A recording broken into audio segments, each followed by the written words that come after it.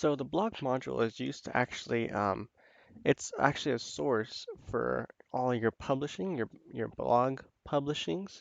So here on the home page, I have the blog post widget there, and it's actually going to connect to this blog module and list all the blogs that I post up in sort of like a feed kind of display.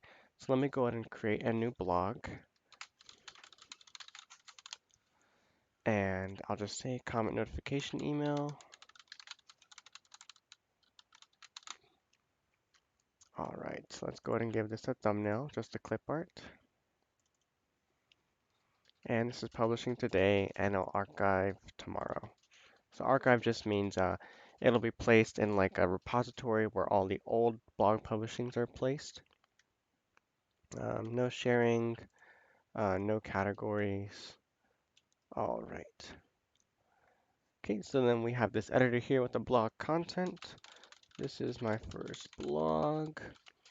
Syndication just means this is going to be placed on the Cyberschool 2.0 blog module, and then I can place it on, say, one of the high school blog modules or the junior high blog modules. And resource files, as always, is just files attached to this blog. But I'm going to publish now, and if I refresh this homepage, here's that my first blog there. So this blog widget can actually be, you know, configured to truncate. So let's say the truncate length is 6. So it'll take the first 6 characters of the description, this space I, and then add an ellipsis. So, or this space and then the ellipsis. So on the 6th character, and we can say 10 instead. Basically, it's gonna ellipsis after the or on the 10th character. This is and then M ellipsis. So that's truncating. And then strip HTML tags will actually look for any if we have any H1, this H1 here with this little less than greater than symbols are actually HTML tags. So it'll look for any of those inside the blog description and strip those, basically remove those. Hide the posted date, we'll take that posted Tuesday, December 3rd and remove it. Hide author link, we'll take that by Alex Avila and remove it.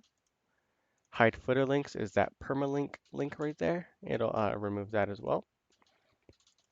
Maximum items to show is how many blog postings are actually showing in this feed here, and you can increase or decrease that. And then functionality is hide thumbnail in list, which will actually remove the thumbnail. Show page or top, let's go ahead and take a look at what that is. Okay, so page or top is just essentially when this actually fills up with more and more blog postings, you'll see it actually have like a pagination to it. So this is page 1 of 1. So naturally, maximum items to show is 5. Let's say I decrease that to like 2, and then I have a total of 4 blog postings. So let's say page 1 and list 2, and then page 2 show the last 2. And then show page bottom is just place that pagination on the bottom. And comment count is actually if we enable commenting for this. Let's go ahead and set 0 comments there. Let's go ahead and enable commenting, and let's go ahead and log out and place a comment on that. So this is the actual blog page or actual blog posting here. And this blog is pretty neat. My Alex at, let's go ahead and post that. Submit it for approval. So all comments must be approved first. And here you'll see this blog is pretty neat by Alex on December 3rd. Let's go ahead and approve that. And then if I refresh this, it says we have 1 comment there. And we can see that comment if we go ahead and log out. This blog is pretty neat. All right, so that's how the blog module actually works.